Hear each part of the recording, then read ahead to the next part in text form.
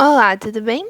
Primeira coisa para essa questão é entender um pouquinho sobre cada um dos três processos que acontecem ali, né, em relação à luz e o que vai acontecer com ela.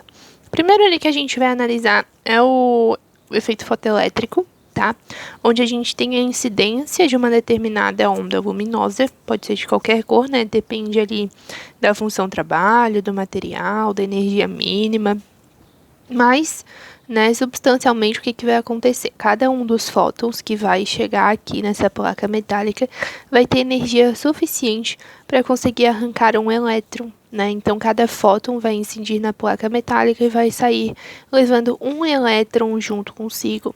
Quando ele sai levando os elétrons, vai haver um movimento ordenado de elétrons. Se tem um movimento ordenado de elétrons, é porque existe a formação da corrente elétrica. Então, para que o efeito fotoelétrico seja capaz de acontecer, tem que existir essa equivalência, um fóton, um elétron, um fóton, um elétron, um fóton, um elétron. Né? A própria teoria ela já é toda baseada em fótons, que são pequenas partículazinhas que vão compor a luz, como se fossem pequenos saquinhos de energia, né? Várias pequenas bolinhas de energia que vão compondo a energia total da onda. Afinal, a onda nada mais é do que uma forma de propagação de energia, né?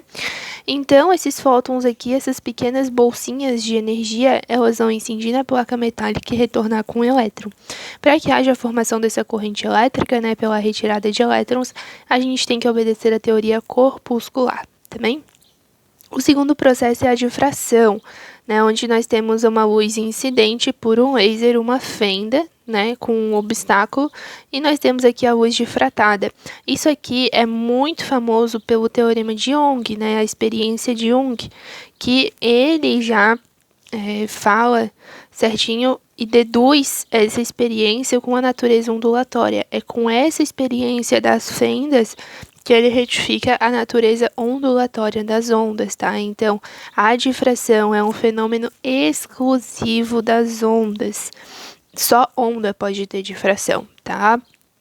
Que no caso, o Young mostrou ali, né, que vai ter um padrão claro e um padrão escuro, um padrão claro, padrão escuro, claro, escuro. Isso identifica a difração, né?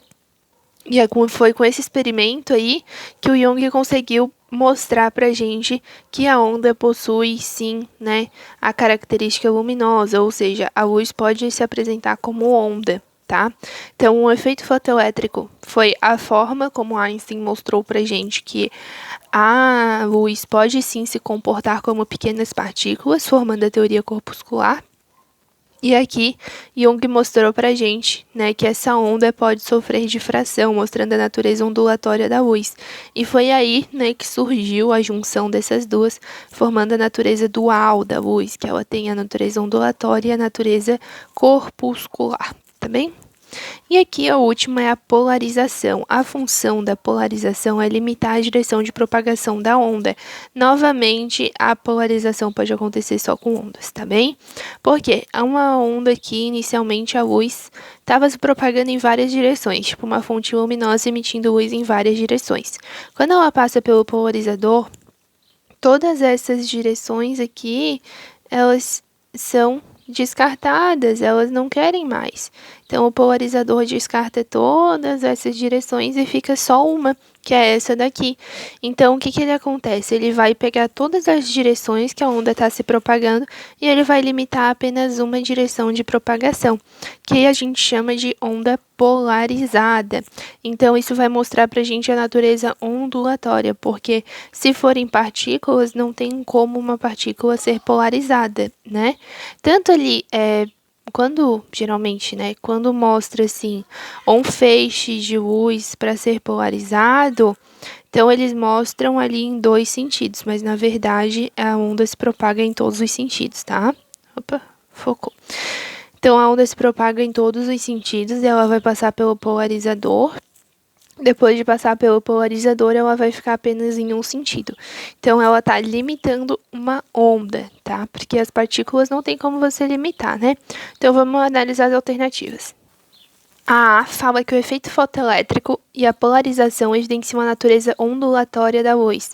A polarização até evidencia ondulatória, né? Mas o efeito fotoelétrico é corpuscular.